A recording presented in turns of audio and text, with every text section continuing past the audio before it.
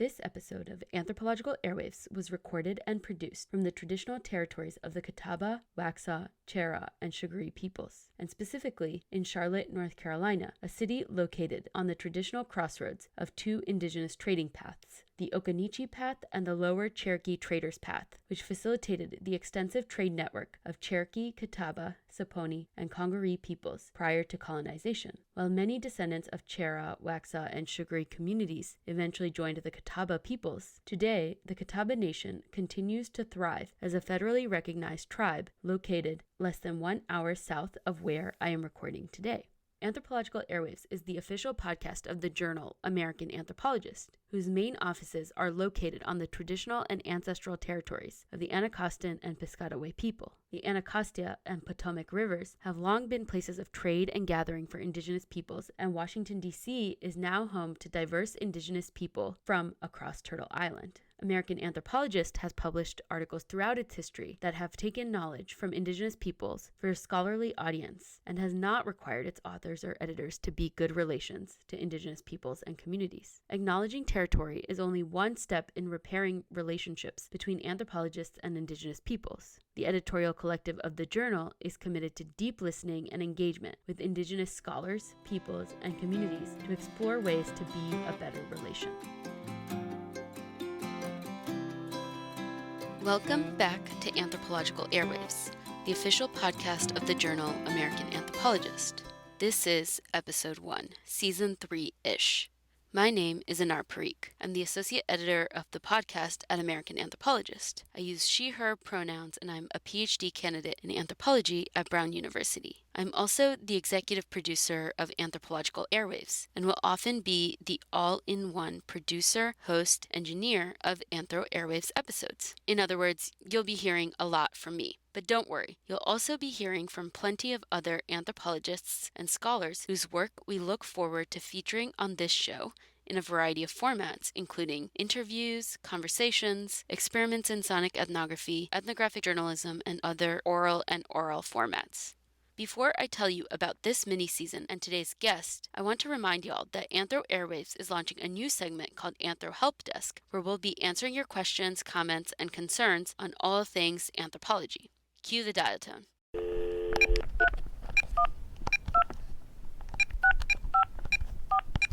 Perhaps a theoretical concept is tripping you up. You're looking for tips and tricks to use in your anthropology classroom, or you're trying to resolve a long-standing debate about the ontological turn with one of your colleagues. Anthro Airwaves is here to help. So, if you have a question you'd like us to answer, please send a short recording to amanthpodcast@gmail.com with the Anthro Help Desk in the subject line.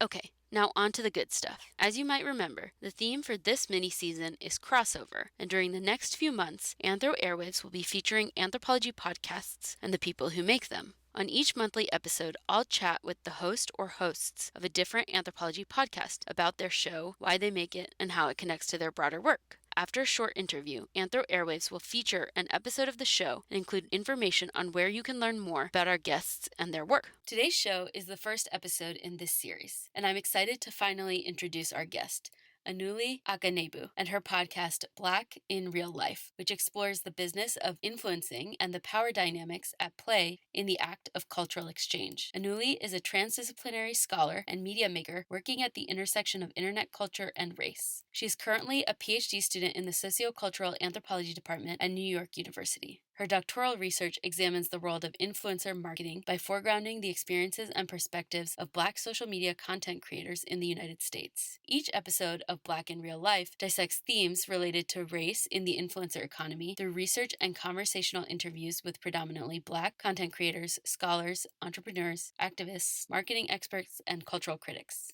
In this conversation, Anuli and I talk about the Black in Real Life podcast project and anthropology of the interview and podcasting as scholarship. She's also written a reflexive essay titled Podcasting as Scholarship for the public anthropology section of the American Anthropologist website that is going live on the same day this episode is released. We'll put the link to her essay in the show notes. At the end of the interview, we'll play the first full episode of Black in Real Life, titled A New Cult of Personality. To listen to the rest of season 1 and learn more about Anuli Annaleigh's work, you can visit the project website, www.blackinreallife.com, and that's spelled www.blkirl.com, also linked in the show notes. Annaleigh, thank you so much for joining us here on Anthro Airwaves. Thank you so much for having me. Let's start with talking a little bit more about the Black in Real Life project.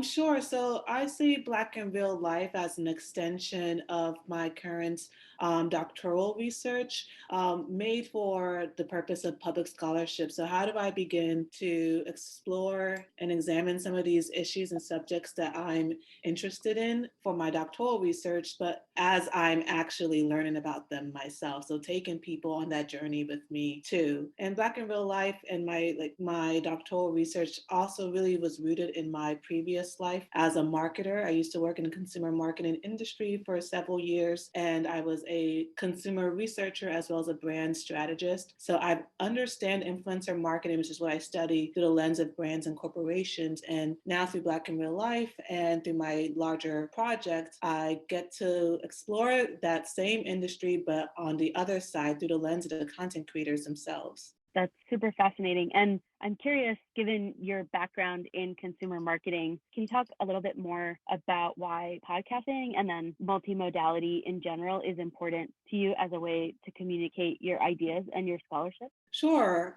I mean, right now, culturally, we are going through, I would call it a renaissance of audio, and that goes beyond podcasting, right? So there's the popularity of apps like Clubhouse, which is audio based. There are the features that Twitter is adding, such as the voice tweets, and even now this Clubhouse, I guess you would call it a Clubhouse competitor, which is the Twitter groups. So we're seeing people really start to experiment with the audio format.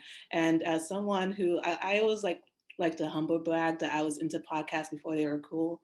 Because my first podcast listening experience was in 2008. And I was listening to Freakonomics in high school on the iTunes browser on the laptop, before it was on the phone. So I've always been interested in podcasts because I found them a way to learn about subjects I was curious about, but in a digestible format. So to make a podcast as a form of knowledge production, you have to kind of take down everything that you're learning and communicate that really quickly and efficiently for other people to understand it. Because podcasting is something that you just don't sit down and listen to a podcast, right? You're always doing something else. You might be walking or exercising. It's different than when you're reading a book. You're usually focused on that book. With the audio medium, you're trying to cut through the clutter of people's lives because they're not just sitting down and listening to you, they're also doing other things. And I find that a really fun challenge to tackle. How do you get people's attention while they are presumably multitasking as they consume your knowledge that you produced?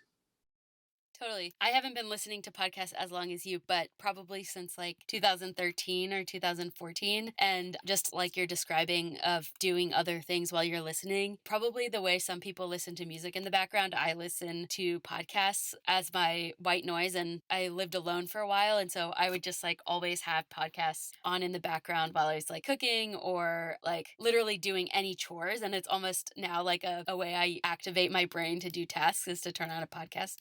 So that totally resonates with me. And in your essay that's going to be on public anthropologies, you talk about podcasts as edutainment, both education and entertainment at the same time. And I think that really speaks to what you're describing. Oh, for sure. Yeah. I mean, because the podcast as a format has always kind of been rooted in that edutainment realm. You're trying to, I can't think of a better analogy, but kill two birds with one stone. Can you talk a little bit about what producing an independent podcast project as a graduate student entails? A lot. So that's the shortest answer is a lot, right? Because season 1 of the Black in Real Life podcast, I had started working on it last summer, but the main, the meat of the work towards it was right around when the school year was beginning, as far as ramping up to launch in September. So trying to balance producing and releasing and marketing episodes of my own independent project, along with like TAing and taking a full course load and just like life outside of work, was a lot. And also just, I think people feel like podcasts are like an easy medium to get involved in. And yes, it's very accessible, but we often like negate the work that goes into it. So if you listen, or when you all listen to this full episode of the Black in Real Life podcast, at the end, and I do this every episode, at the end, you know, like how the daily tells you about the whole staff, like produced by this person, edited by this person, music by this person, all of that. I have my own credits and the credits are me, right? It's like hosted by a newly, edited by a newly, scripted by a newly. I did everything to produce this project except for the theme song, which my friend, who's more talented in singing than I am, was gracious to provide me with one of his singles. But I do that to articulate the labor that goes into producing a podcast, an independent podcast, as at that, because I don't have a team, right? Like you see the website, I produce that website. You see the cover art, I made the cover art. I'm the art director, the web developer, the host, the producer. I am the beginning and the end of this project. So I do that to articulate the type of labor that goes into it. So yeah, the answer to your question is that it's a lot. And it's not just because I'm a graduate student. It's just because podcasts do take a lot of work, especially if you're doing it on your own without the support of a team, and also like the financial support, right? You need the equipment, right? The microphone, the headsets, and even just to like host a website, you need to pay for the website. Like all of these little expenses that we don't think about when you start the project, it begins to add up. And I'm paying for that out of pocket because I'm so passionate about this work and what it can evolve to become. I have no problem investing in myself in that way. Thank you for, like laying all of that out, because I think it really speaks to the flip side of what we were just talking about in the previous question about the reason that podcasts can be so compelling is because what you hear in the final product is information that's been distilled into a narrative or an interview, or depending on the genre, in a way that you're consuming information. But obviously what it takes to produce that final product is tenfold times the amount that you actually end up hearing. And I think, we kind of know that implicitly in terms of what it takes to make television or movies, or even what it takes to write something. But for some reason, with this format in particular, I think there's a sense of like, oh, you can just record something and send it out into the world, and I think it's really important to highlight all of those different steps that go into making something that people can then take something from. Yeah, for sure. And you know what? I actually, when I was researching and developing the idea for Black in Real Life, I really was inspired by television, which is why I call it season one. Like I knew I was going to have a set amount of seasons. I knew that I would release episodes to kind of go with a narrative arc. Like I was really inspired by television. Episode 1 through episode 9, like there's a story that I'm trying to unfold through that season. And season 2 will have its own thing. So yeah, I'm very inspired by like other media forms. So I really wanted to highlight the fact that you referenced television there.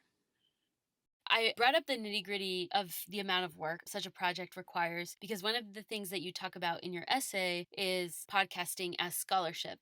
And I'm interested to hear more about how you think about the connection between the labor of making a podcast, which you partly talk about in terms of like how much it means to you, but also about how it becomes a scholarly product that is producing a certain kind of knowledge.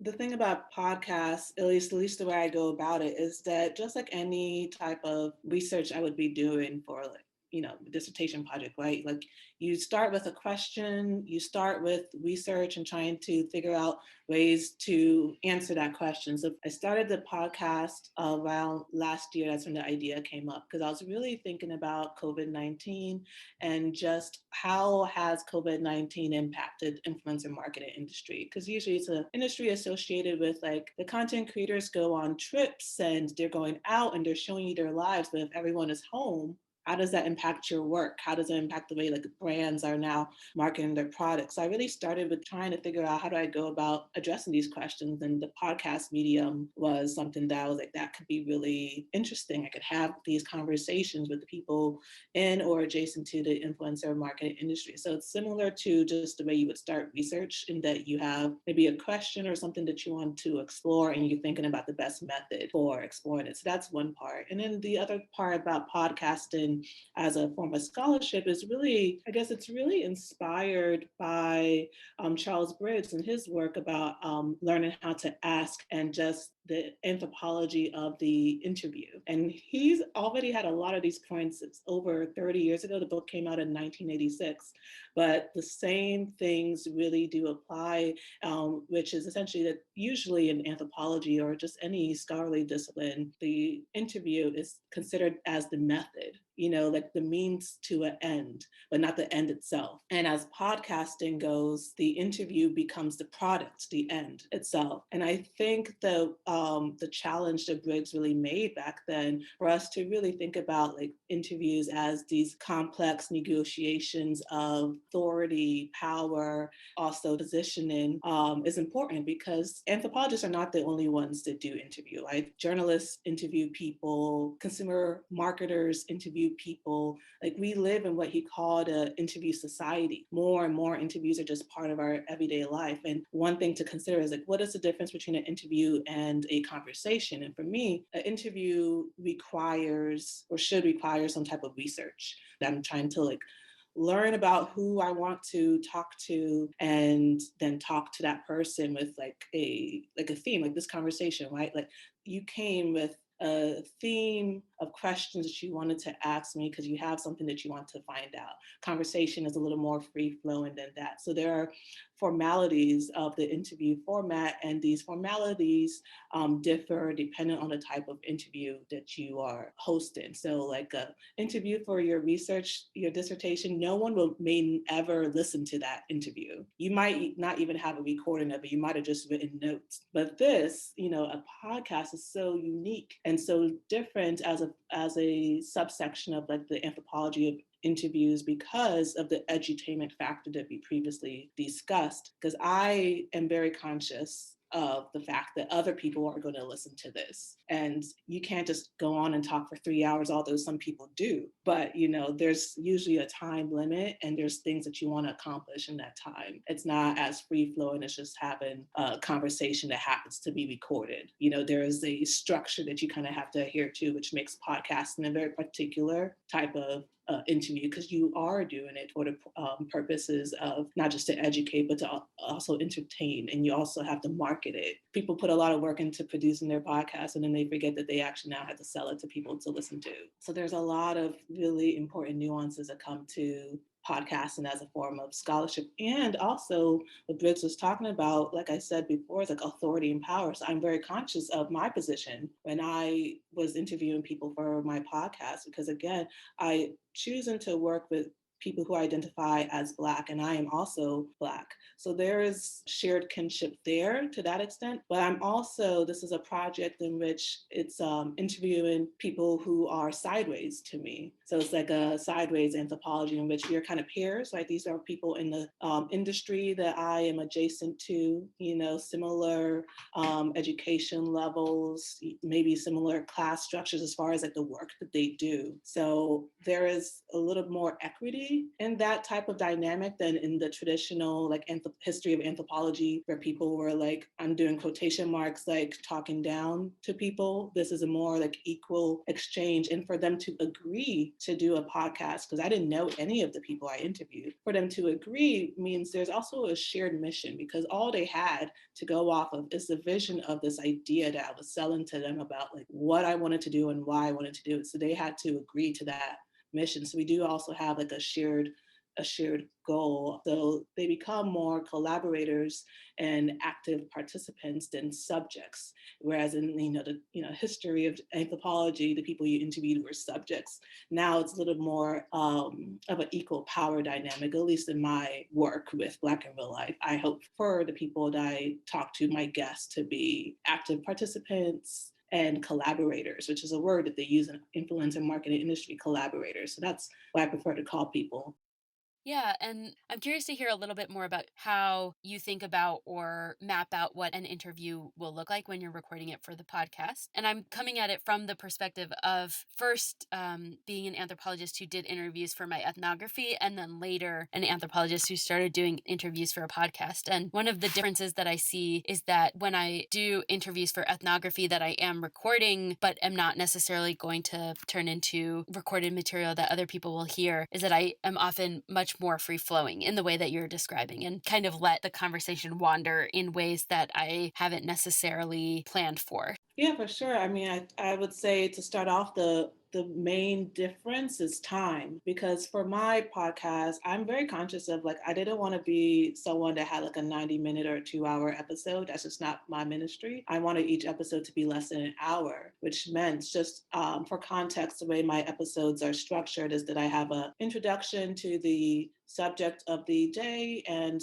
the guest. Then I have the interview with the guest. And then I do this thing at the end in which I tie some parts of the conversation to scholarship from different disciplines. So that means I have to re-listen to the episode and say, oh, I think this makes sense with this. We could talk about media studies over here or hormone studies over here, trying to like connect these issues around like influencer marketing to other fields that people may not have made those connections. Because a part of that is political, in which because people think of influencer marketing as like this very vapid, self-absorbed industry, and I'm showing that you can actually tie it to a lot of other quote unquote more serious subjects. So I'm very conscious of time when I'm talking to people for the podcast, because each interviews was usually around like 30 minutes. So I'm always looking at the clock. I usually have the clock in front of me. You wanna get the questions that you prepared answered, but you still want to keep yourself free enough in case something comes up and you want to go down that path while trying to stick to your time. So you just have a lot more in your mind when you're doing a podcast interview compared to an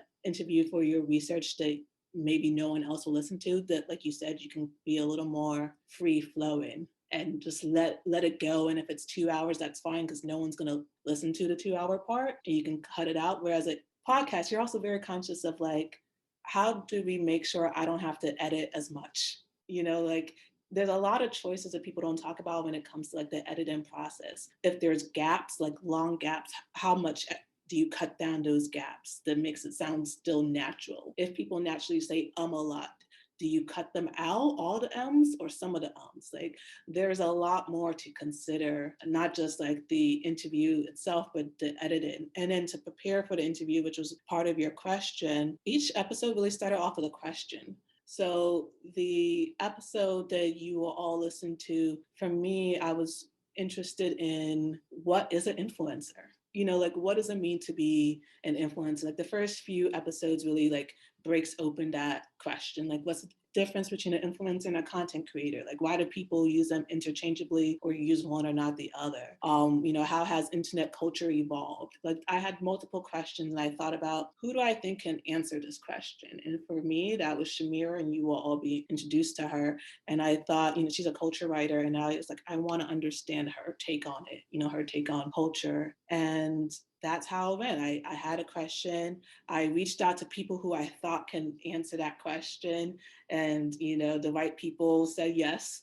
and it worked out. And I do a lot of research on the individuals. I read everything as much as I can learn about them. You kind of have to like internet stalk people. That way, I just want to also be conscious that I'm not asking them questions they've had to answer so many times. And I also want to be conscious because I made a decision for my podcast that, oftentimes when Black people are interviewed for a podcast, at least as a longtime podcast listener, I noticed that it becomes about like, tell me about the ways you've been oppressed or marginalized, or tell me about you growing up as a kid. And I wanted to have a podcast in which Black people were brought on to be experts in their craft, that we weren't always talking about the ways that we've been, victimized by society, because that to me is a distraction. I very much agree with Toni Morrison, in which she says that racism is a form of distraction, because I believe that Black people, especially Black content creators and people who work in the industry, should be able to talk about their jobs, their work, their craft. So I really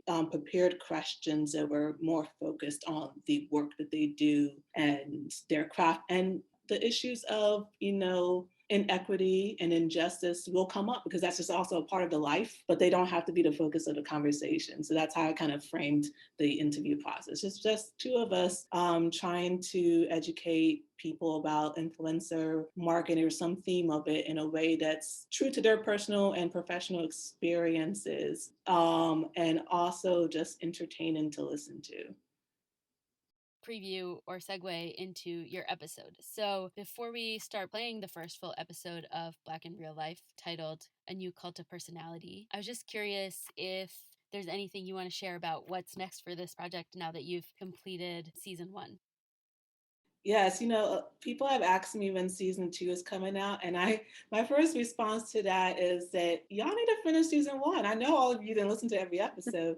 I think we kind of get into this like consumer culture in which you're like, what's the next thing? And then I'm really still trying to market season 1. Like, I think there's a lot more conversations that can be had. I want people to like kind of listen and engage with the whole season. What I'm personally working on before I start work on season 2, which will be sometime this year, because it's something I'm interested in doing as well. I do want to make sure that the podcast is accessible to as many people as possible. And I'm trying to experiment with different ways to bring that to life. So one of the ways I'm experimenting is with the transcripts. So I believe the podcast should have a transcript so people can have the option to read it, especially if you're hard of hearing.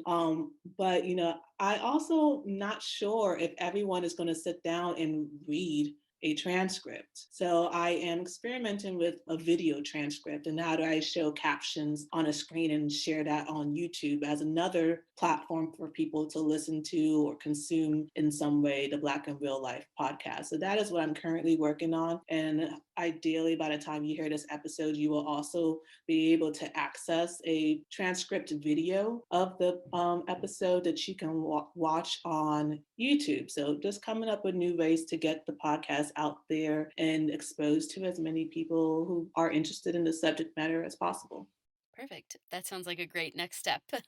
So, Anoli, thank you so much for sharing your work on Anthro Airwaves. Thank you so much for having me.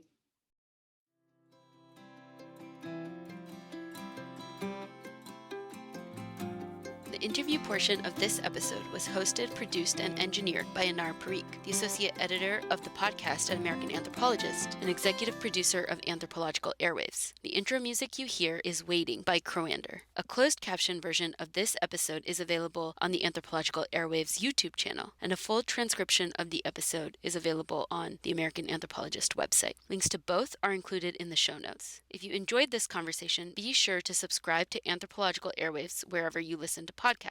Next month's crossover episode is also going to be a great one. I'll be chatting with Brendan Tynes and Alyssa James of Zora's Daughters, and you won't want to miss it. Also, don't forget to rate and review us wherever you listen to Anthro Airwaves. A 5-star review in particular will help other listeners find the show. We would also love to hear from you in general. If you have feedback, recommendations, or your thoughts on recent episodes, send us an email to amanthpodcast@gmail.com. You can also reach out to us on our Facebook page, Anthropological Airwaves, or on Twitter with the handle @AnthroAirwaves. Find links to all of our contact information in the show notes and on the Anthropological Airwaves section of the American Anthropologist website. Now, without further delay, stay tuned to hear Season 1, Episode 2 of Black in Real Life by Anuli Akanebu. Hello, I am Anuli Akanebu, and you are listening to the Black in Real Life podcast. You're golden, you're so golden. What you got, you're the golden child. I see forever between you and me, forever between us.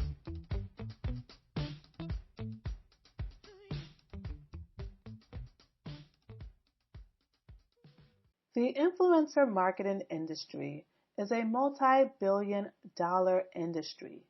Yes, a big B, and that B stands for billions. But if you're Black and want to see some real cash, you won't always get a chance.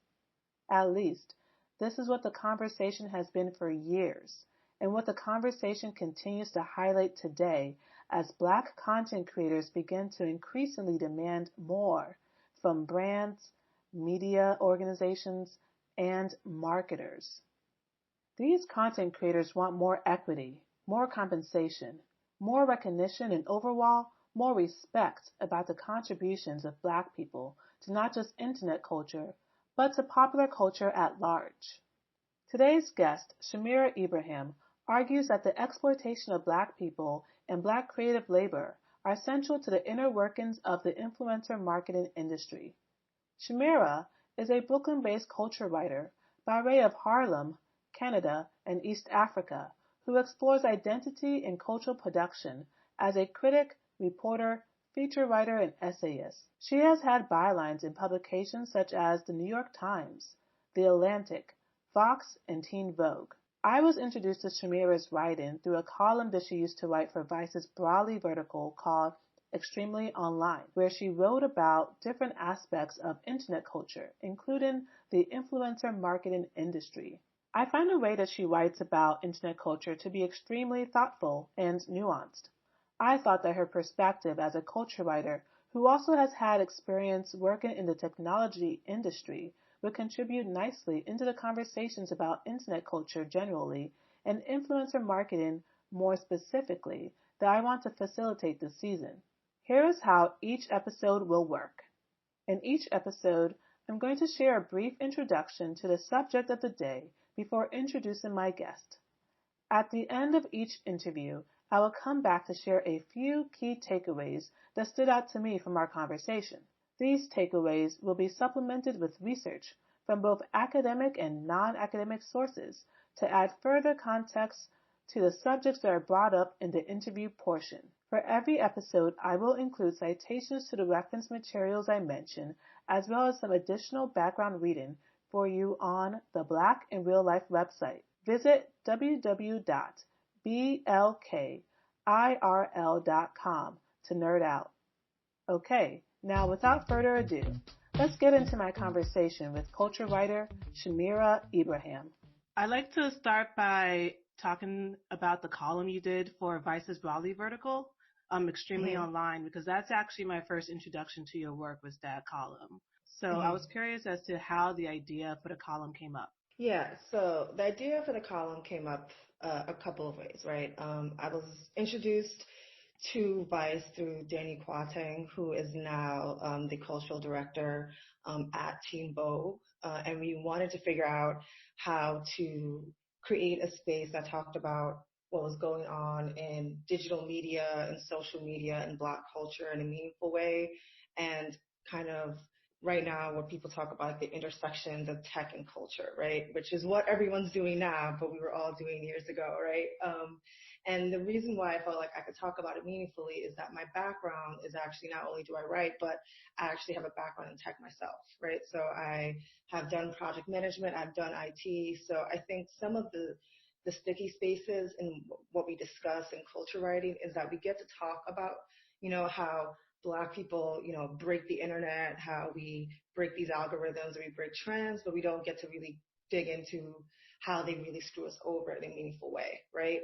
And I, through my background, get to understand the fundamentals of that because I've been working on projects before that work in AI. I've worked on projects that deliver some of this work, and so I understand actually what the objectives of some of this technology is, right? I've been to panels, I've delivered presentations around business intelligence and data science, right? So I really wanted to just get people to understand that we are the product, we are what's selling. There's nothing that is free in the internet, and there's nothing that is net neutral, right? So there's no such thing as anything that is impartial. It's all built on biases, and we are the architects of it. And when we as creatives get to create things that we think is just for the matter of self-expression, but that gets manipulated to generate profit, and we don't realize that because we're sitting there thinking, well, hopefully somebody sees it, realizes our talent, and offers us the bag, right? And we are the bag. Then how do we really get to understand that and realize how this is a long trend of us getting manipulated and exploited, and it's just being, repurposed and remixed for the digital age? And that's how we wanted to start to talk about just the space of internet culture, tech culture, why it bleeds over into other spaces. And so we started in, the social space with regards to gaming, right? We started with talking about dances and gaming and how, the Black Boy JD's dance the Millie Rock, all these artists were out here with these video games getting exploited and not getting their money's worth, even though there were some white influencers who were actually becoming brand ambassadors for the game, right? We expanded that, talking about just the space of brand influencers and how that game was rigged and how the algorithms continue to mess up and shift people up and down, and how you can get monetized and demonetized in various ways, and how the game is constantly cagey, and some Black beauty influencers feel like they just get pushed out of the industry as celebrities start to wade their way into the industry, and they have no real power about how their revenue streams get, accelerated. And that continues to this day, right? There was a recent story around Glozell about how Glozell was everywhere. And, and Glozell recently talked about how she went broke, right? She just went for being at the top. Like, she was in the White House and talking She to sure Obama, was, yeah. right? And then, she went nowhere. And that's not an uncommon story, right? You can mention that with Antoine Dodson, who had the viral, clip about hide your wife, hide your kids, right? All of these stories around how people who become part of internet canon become memes, and that becomes fodder for people to profit off of, or our, entertainment. And then, distant memory about, oh, what happens to them? We don't care, right? And so just talking about how they can have short-lived lives, but other people can be millionaires for what we perceive as no discernible reason, right? It's like, oh, they just sit online and look pretty. Whether or not, you perceive that as labor or not, right? Because having seen what some of them do to create content, I cannot put the amount of work they put on to create a digital space to that level, because it is a lot of work to constantly generate an aesthetic, right? Like, you can't even go out without documenting everything to a level of effort that I cannot put forth, right? But that's how we kind of start to shift and like see how we can engage in these discussions and say, yes, there is an algorithm as to how they see the trends and what is worth engaging, what is more aesthetically pleasing, and what is happening, and and they amplify those things, right? And it matters in so many other material ways, right? We were starting to talk about, the column got discontinued because broadly, the vertical kind of disbanded, through Vice's acquisitions, but we started to start discussing and expanding into what was happening in the music industry and how they were struggling to pay artists equitably, because there's difficulty with independent music artists and finding out who owns the mechanical licenses, right? Mm-hmm. And if you can't know who owns your mechanical license, you can't pay them out equitably, right? And so people like Rah Digga didn't get their royalties for ages, right? And discussing why that happens and why it's a lot easier to stiff someone like Rah Digga than to stiff, like a major pop artist, right, for their money, right? Because Taylor Swift can get online, right, and start a campaign and say, hey, I deserve to be, reimbursed for everything that I've done for, major record labels, and Scooter Braun is stiffing me, and let's get everybody on board, right? But how do we talk about how that trickles down in these databases and how there's no real actual condensed space to pay attention to young Black artists or even legacy Black artists and fight for their space, right? So where do we create and now there's actually legislation working towards creating a major database for Black artists so that there is accountability, and you can say this person has 10% publishing, this person has 5% publishing, and you have to pay them out equitably, but that's going to take years to come to fruition, right? So these are the conversations that we were trying to have to say, this is what happens when we try to figure out our digital footprint. Some places it's very well documented. Some places very sloppy, and there's no real effort to even try to put it together because that requires a level of accountability that they've been getting away with for a very long time. But the reality is that technology moves at a pace that is way quicker and iterates way faster than legislation and social conversation, right? So people are innovating faster than we can ever legislate our way to account for it. And so we have this kind of vague, moral code of like social policing, and Black people will always get the short end of the stick if we just allow for that. And so we have to have the conversations publicly. So that's kind of why we have that column, right? Because if not, who gets to protect the quote unquote culture if not us? And thank you for that answer, because you touched on a lot of points that I do want us to cover in this conversation, which is a really great your answer just now is like a really great overview for what's Mhm. happening in internet culture. So one of the Yeah. things you were talking about was brand influence, and I do Mhm. want to hone into one of the articles you wrote for the Mhm. Extremely Online column about the dark reality of being a brand influencer. And in that Mhm. article, you were talking about how the brand influencer model has become inverted with individuals, marketing themselves to brands and PR agencies as products. So based on Mhm. your research for that article and just your overall knowledge as a culture Mhm. writer and even in the tech industry, can you describe what it means to be an influencer? Yeah, I mean, it's kind of taking the idea of the cult of personality to, the ultimate extreme, right? And we're seeing it in a variety of ways, even present day, right? OnlyFans in the pandemic has become the ultimate kind of manifestation of the cult of personality, right? It's extended way past the idea of quote unquote sex work or, seeing people share their nudes to a subscription service, right? To say like it's kind of like you can account someone's level of clout, right? Are you willing to subscribe to just the mystique of my personality to see, are you willing to see me cook eggs, because you don't know the tier of services you're going to get. Are you just willing to actually engage in my day-to-day life, right? So it's like a separate level of influence for a lot of these celebrities. But in the discussion of, that specific lifestyle, what an influencer is, it really is just cult of personality being packaged and monetized and seeing this is what I'm worth because people will adopt a product off the strength of my word, right?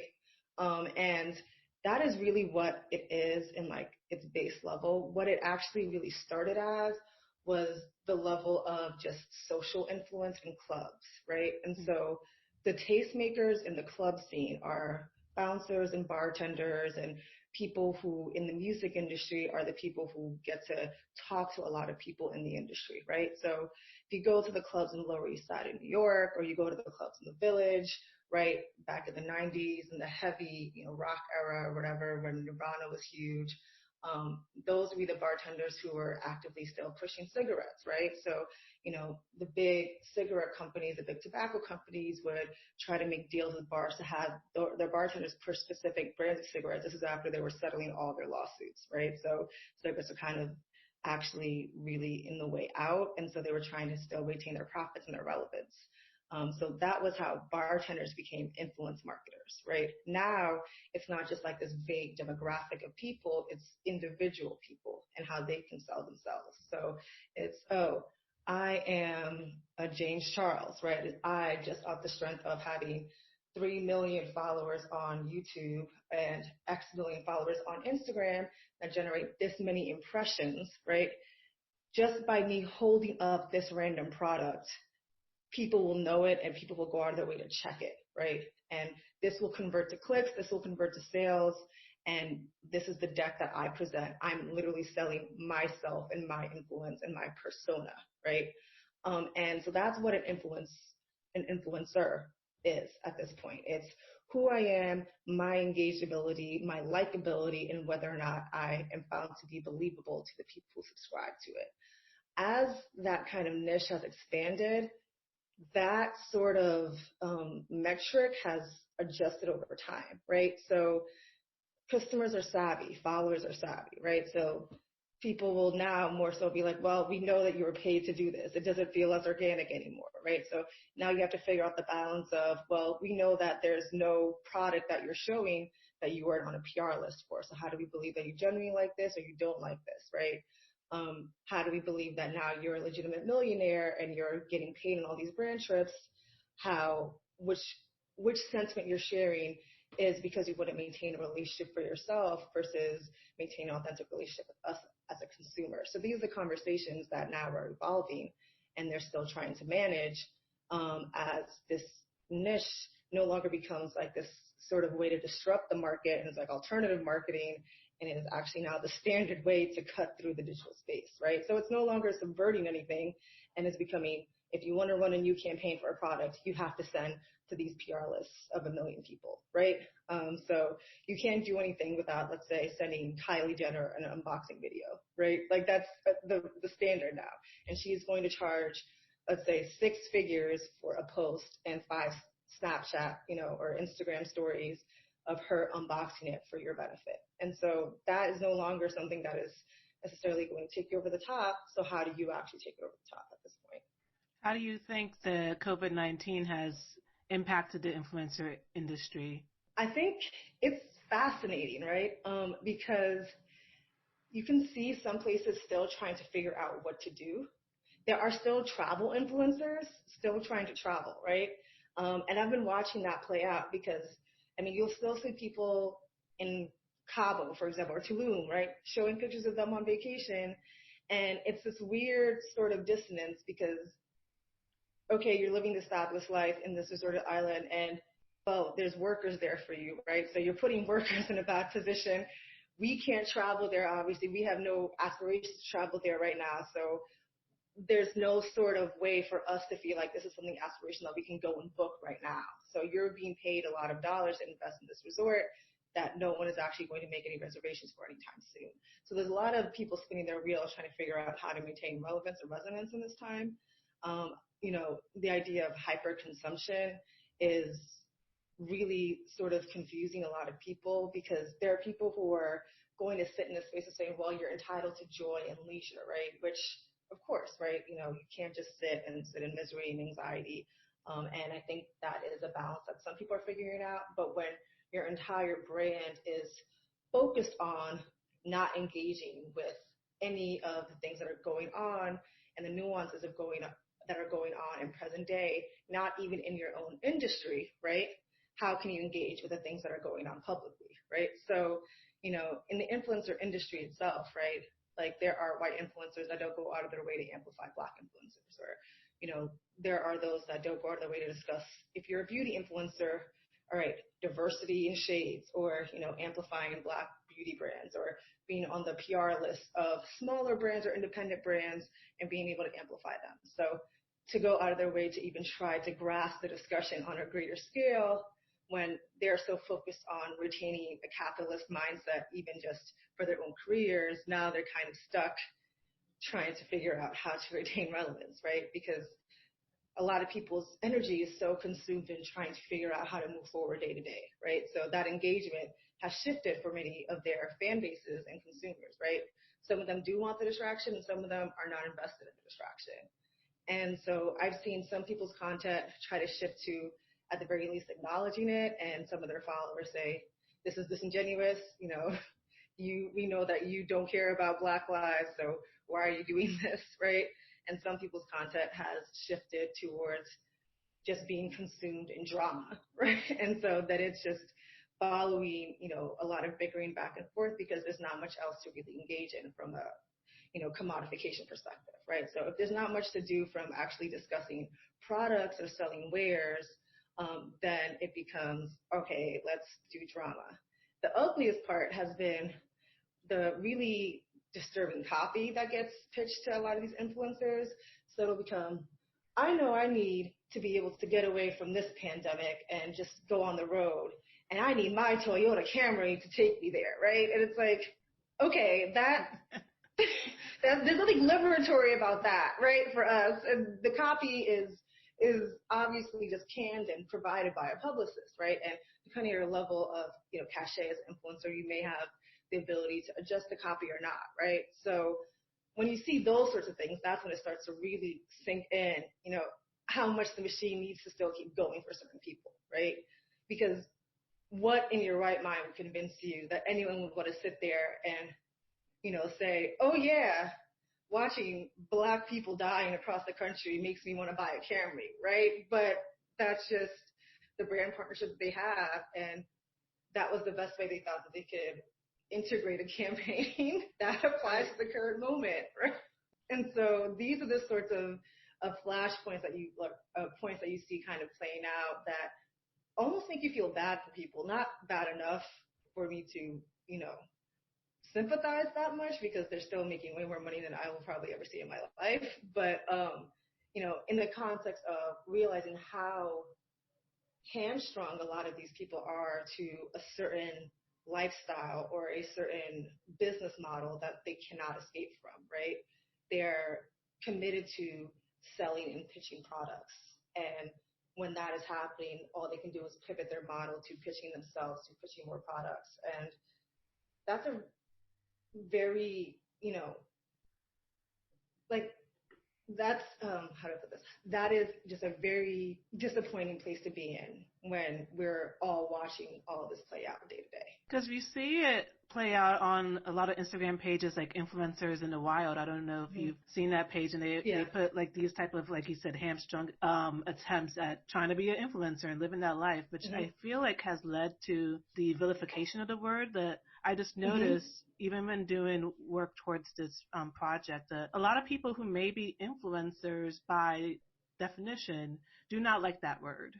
They'll go by some other title like content creator, storyteller. So just based off of just everything you were sharing now, why do you think the word influencer has become so vilified, that it's associated with type of like insensitivity or vapidness that other words like content creator, storyteller may not be at this moment?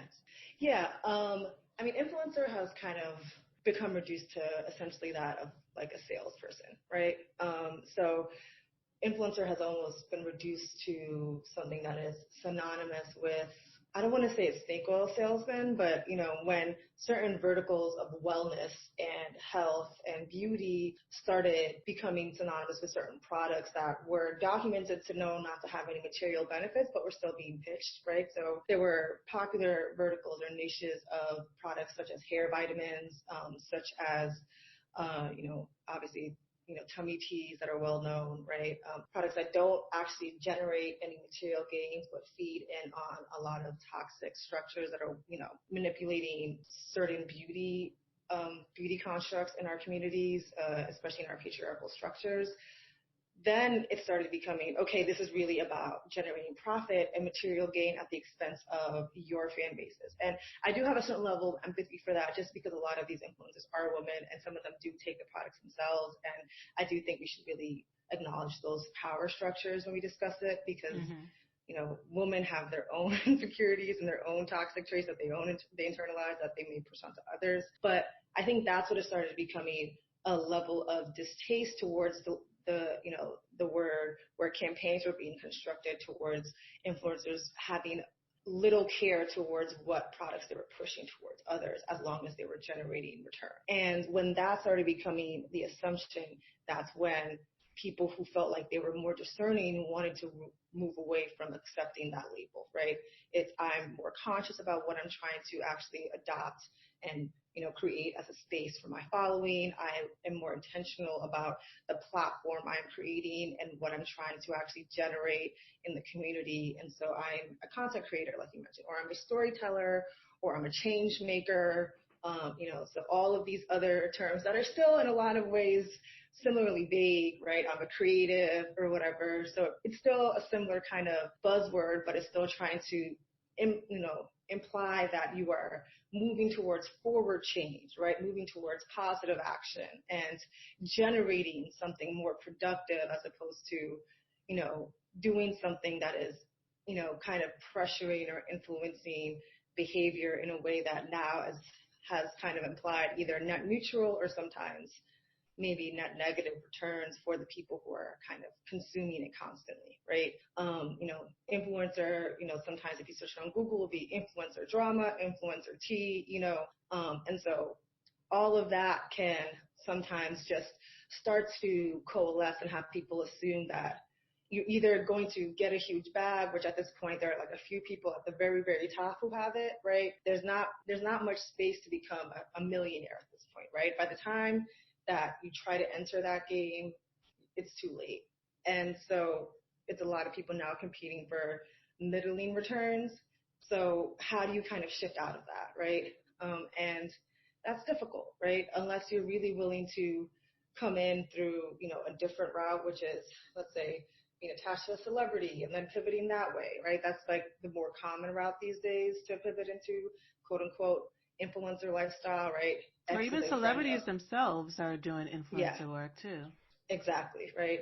So it's like, oh, this person became known because they were friends with the celebrity for so long. Now they're doing work, here because they built up a following. And, so it's become this space of just like a circling drain, or how people perceive that it's a circling drain. And so that's why a lot of others will start to now use different labels, even if the patterns may still be similar about just the general nature of the work. You hinted at this, or not hinted, but you said this straight up, the gender aspect of it. That a lot of influencers are women, and there seems to be like a line that you don't see, at least I haven't observed as many men referring to themselves as influencers, but they are more likely to be the ones that assume those other titles. But women will take on the title more readily of influencers than a man will do. Is that something you've noticed? Yeah, it's definitely something I've noticed. And there are male influencers that do a variety of things, right? Especially in the fitness world. There are plenty of male influencers in the fitness world that'll sell you all sorts of protein shakes and protein powders and do all sorts of crazy routines and promote things that are unhealthy as well, right? And don't get called out for nearly as much in the way that women are in the fitness world. Like, that's one blatant discrepancy that doesn't get talked about as much. And even in the beauty world, right, there are, male influencers in the beauty world that actually get compensated at higher rates a lot of the time than women in the beauty world. But yeah, you're right that they don't get talked about as much, and they don't get highlighted as much or denigrated as much, because it's kind of assumed to be kind of a woman's space, right? Or, a woman's space of kind of just being the entertainer, right? Or the personality, or it's kind of viewed as this hobby of homemaking, right? Or lifestyle blogging. And because of that assumption, people don't necessarily associate a man's face to it. But there are plenty of men who are involved in it. I mean, if you think about it, at the end of the day, it's just marketing. But marketing is viewed overwhelmingly as a woman's space, as an industry, right? And there are plenty of men involved in marketing. Usually when you look at marketing and comms, the way that people view it is that the executive jobs are dominated by men, and then like the comms jobs, or like the actual engagement and like the communication work, is done by the woman. And that weird bifurcation has always been perceived that way, but it's not necessarily true. There are plenty of men involved in the industry as well. And so looking at that in that perspective, people tend to feel that it's a women's industry when it's just as much of a man's industry. It's just usually used in different terms, right? But you'll definitely see a man with 75 hashtags, right? Just like it's the man's equivalent of party promotion, right? And most party promoters are what? Men. So, it's just as similar. There are a lot of connections to the club scene, and like you said earlier, that is a good example. I do want to pivot now to talking a little bit more about your work outside of Brawley and some of the other publications you've written for, because you've been everywhere. You've written for, I'm just going to name a few: New York Times, Ebony, Fader, Teen Vogue, BuzzFeed, just a few, small publications that Tamara has written for. Just a couple. Yeah. What are some of the themes as a writer and a reader that you'd like to see more coverage when it comes to internet culture? What's missing from the conversation? I think what's missing from the conversation is Black people. To be short, right? Like if I were to keep it in a sentence, but really it's that, there's a lot of culture and tech writing happening, right? And now there's a lot of tech reporting that's happening that doesn't necessarily have as many Black culture writers kind of covering it. And I'm not the only person who's capable of doing it. There are so many other writers that are capable of doing it. But it's really that this space is kind of coalescing on top of each other, right? There are spaces now in academia that are exploring it, that are bleeding out into writing. And so we need to really be able to now parse this out publicly. And it's not just about talking about it with what's happening in TikTok, but moving it through in so many other conversations, because it really affects our day-to-day lives, right? And when we talk about how this affects our discussions, it affects the products that people are creating, right? So there's this whole space of like AI discussions, or like AI computation theory, where they're starting to create a discipline called, basically decolonization theory in AI computation, or post-colonialization theory in AI computation. And that, part of discussion is like actual academic discipline, because you actually have to think about how you make your formulaic computations and your logical theories, and think of it and remove yourself from like classical assumptions that are very colonial in nature and basically race-based in nature, right? And that is a form of discipline that is growing out of discussions that are happening in a public sphere, right? There are annual conferences about race and intellectual property, right? That conference happens every year at NYU, and it talks about race and IP and how AI affects decisions coming down to bail bonds and actual, deferment from and deterrent from Black people going into jail, right? Because if we start and stop the bail bond program, but start to do risk assessment programs, but we have faulty data for algorithms for risk assessment programs, we're not going to be stopping incarceration in any sort of way, shape, or form, because the historical data of everybody who's been incarcerated is still all Black people. So the risk assessment is still going to view Black people as risks, right? We're not actually going to be dismantling anything because the culture of America is still built upon Black people being inherently violent. So talking about how all of these things affect all parts of our society, those are things that need to be kind of teased together and thrown through and have really robust conversations with a lot of nuance and tenacity that have been had. I've seen great writing about it, but I think we need to have in more robust, thorough, long-form manners, right? These are not conversations that I think can be easily had in 1,500 words or less. I've had them, and I'm going to say that a lot of the pieces that people see that are quote unquote my best pieces, my editors and I have worked, and my editors, I love them to death for helping me bring out the best versions of pieces that started out at 3,000 words because, trying to cover such difficult topics, you want to explain everything, and explaining racism is at the core of everything. And then there's tech on top of it, you end up writing a missive and then breaking it back down.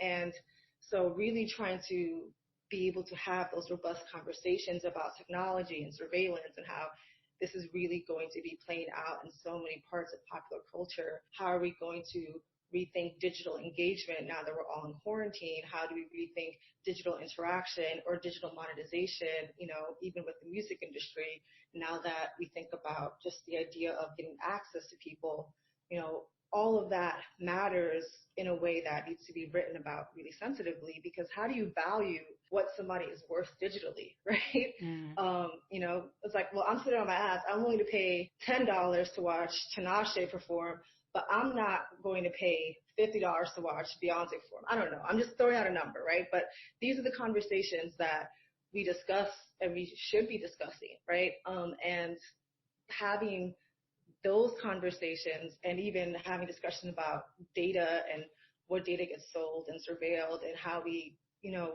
what compromises we make as we accept it.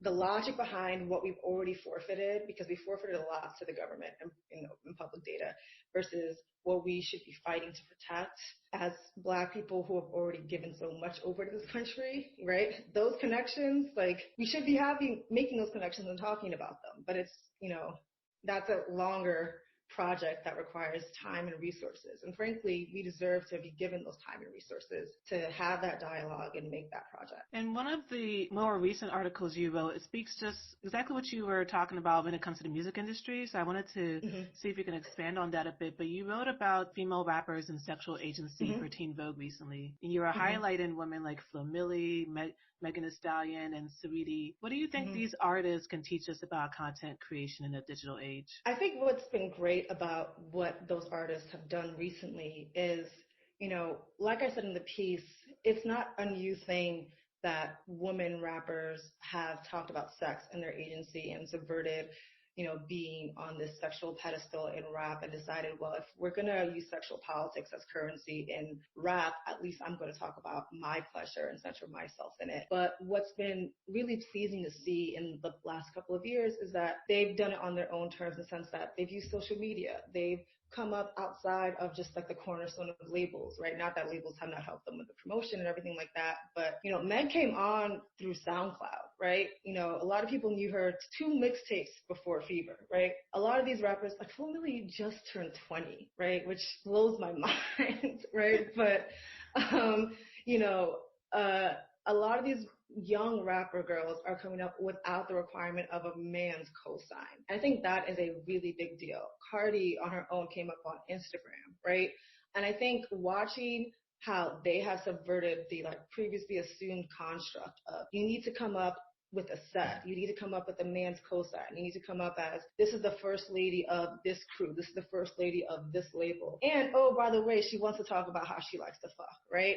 Like, just even separating themselves from that and saying, I'm going to talk about this independently and you can choose to engage or not is, monumental in a very specific way, because that did not happen for a while, right? That was not a thing. Lil' Kim had to be with Junior Mafia, right? Mm-hmm. Eve was with the Rough Riders, right? Yeah. All of these artists had their own sets. Even Nicki, right? She was with Young Money. Before that, she was with Gucci. Yeah. Like, all of these artists were coming up with people collectively, needed a man's cosign to be approved, right?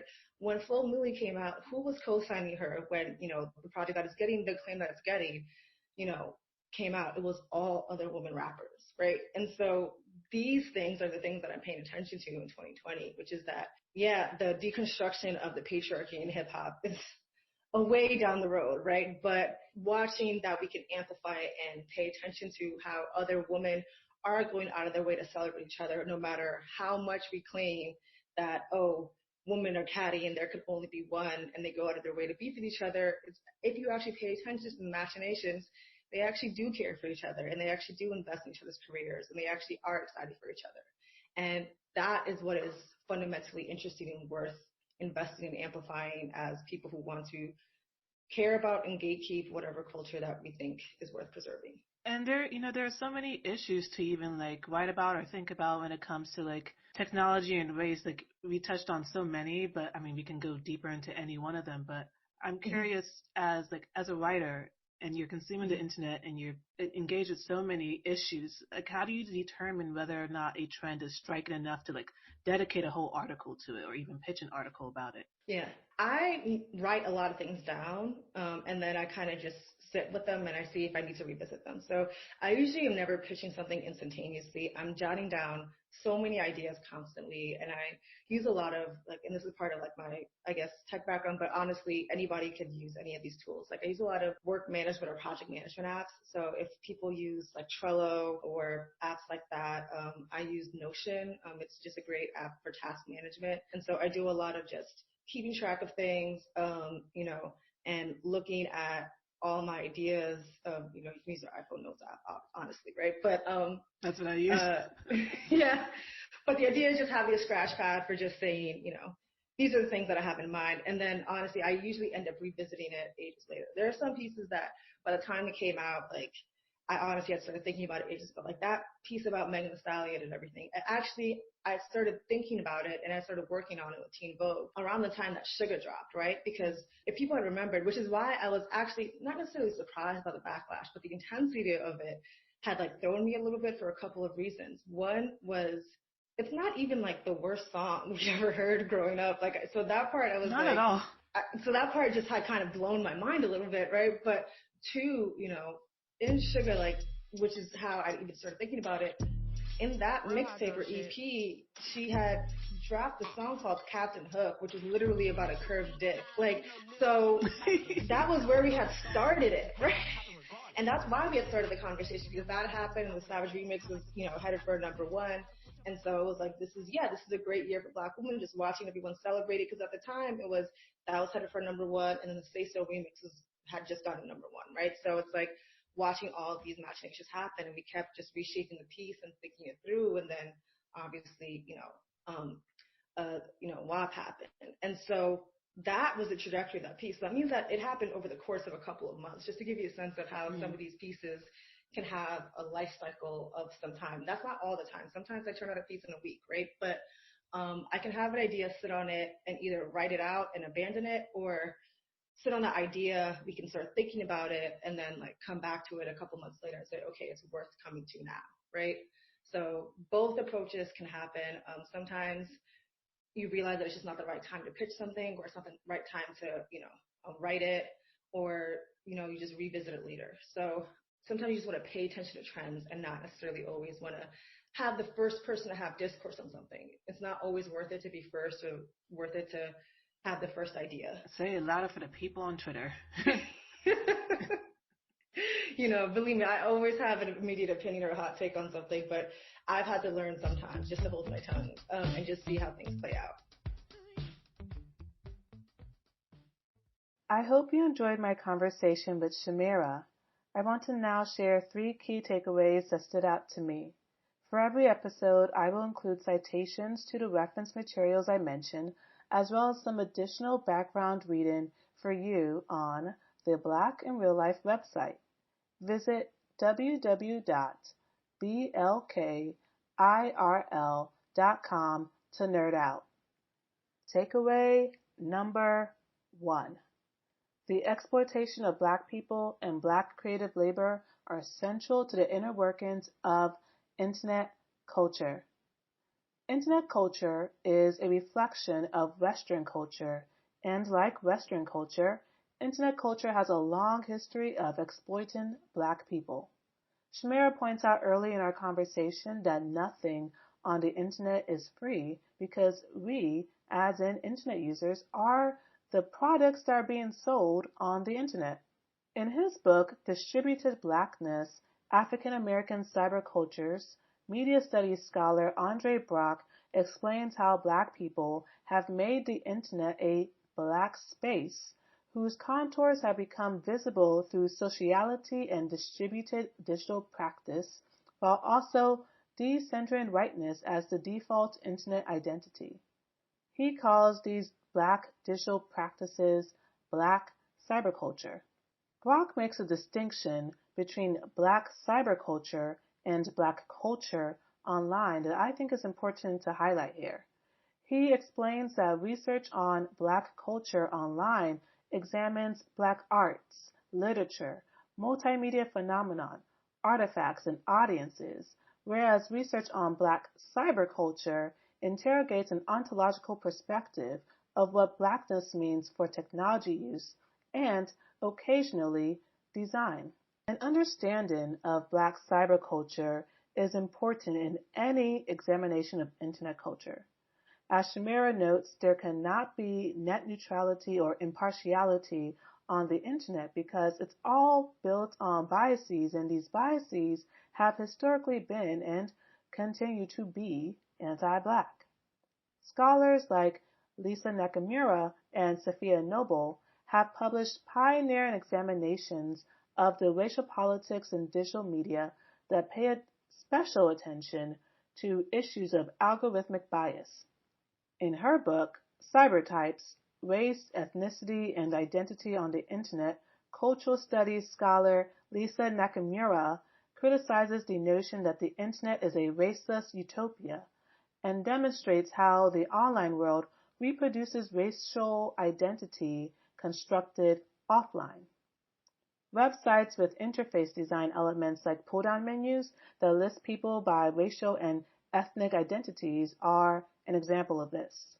In her book, Algorithms of Oppression, How Search Engines Reinforce Racism, information studies scholar Sophia Noble challenges the dominant narrative that technology is neutral through her term technological redlining, which describes the way that data is used to profile us by upholding the biases of the software engineers and leaders in Silicon Valley who are primarily white and Asian men, but mostly white men. These algorithms developed by these men leads to further oppression and marginalization, both online and offline, for women of color in particular. After all, as Noble explains, computer language is a language and language is subjective.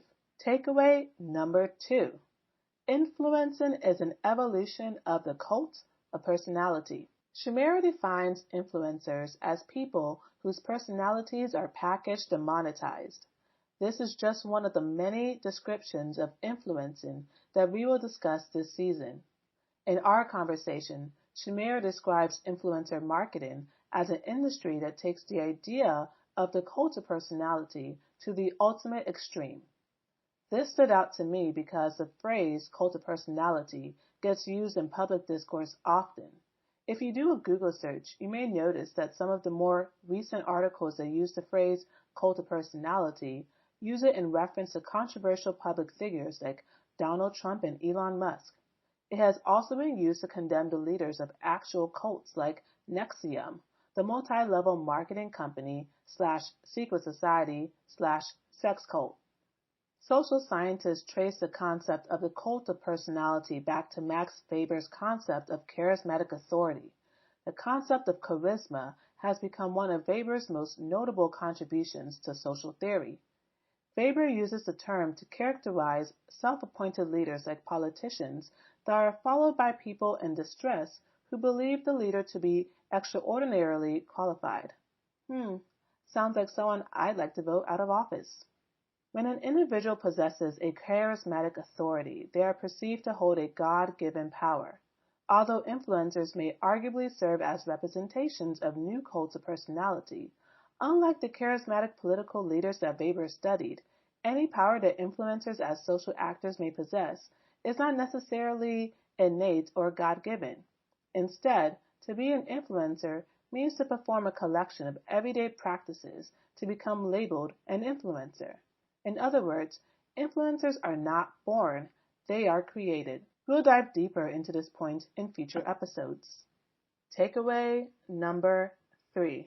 2020 is setting the ground for the deconstruction of the patriarchy in hip-hop. As a culture writer, Shamira has been paying attention to the ways that female rappers like Cardi B and Megan Thee Stallion are subverting the music industry's patriarchal assumptions about gender by centering their own pleasure in their lyrics. It used to be that women needed the cosign of a man to make it big as a rapper. Shamira cites Lil' Kim's association with Junior Mafia and Nicki Minaj's association with Young Money as examples of this trend. What stands out to Shamira about this newer class of female rappers is the way that they are using social media to put themselves on without the traditional stepping stones of a male co-signer, even a record label contract in many cases. On top of that, they are countering the tropes of women being catty and competitive in the rap game by celebrating and supporting one another. This part of our conversation got me thinking about hip-hop feminism. Hip-hop feminism is a term that the acclaimed writer Joan Morgan coined in her 1999 book, When Chicken Heads Come Home to Roost. Hip-hop feminists are people who speak out against gender exploitation in hip-hop. While these rappers may not necessarily think of themselves as feminists or refer to themselves as such, as Shamira wrote in a recent article for Teen Vogue, the recentering of erotic power through women going bar for bar with each other or standing out on their own far from eradicates the industry standard hip-hop misogyny that still runs rampant, but it allows for having a choice in your relationship with intimacy in hip-hop and power dynamics that is far more expansive than just the cishet male's perspective. The discussions surrounding the sexual agency of today's female rappers are not too different from what has been said over the years about music video models or video vixens. In a 2005 interview with Vibe Vixen, former video model and entrepreneur Melissa Ford shares, and I quote, "I'm not the promiscuous twit I'm often mistaken for. I am a businesswoman who has used videos to launch a multimedia career. My product is me." As Shamira remarks in our conversation, Cardi B essentially used Instagram to launch her own multimedia career. Sisters are still doing it for themselves, whether it is 2005 or 2020. Certain political pundits may fear the sexually liberated women depicted in the chart-topping song and colorful video for Cardi B and Megan Thee Stallion's WAP, or admonish it as the exploitation of women. But if you ask me, it would be preferable for these pundits to follow the advice of Twitter user at 843KT and worry about pandemics instead of Cardi and Megan's WAPs. You have just listened to a production of the Black in Real Life podcast, hosted by Anuli Akanebu, developed by Anuli Akanebu, scripted by Anuli Akanebu, edited by Anuli Akanebu, with research support by Anuli Akanebu. The music was generously provided by Garth, whose single Wild can be streamed on anywhere you can find music. Thank you, and remember, the people you follow online are also Black in real life.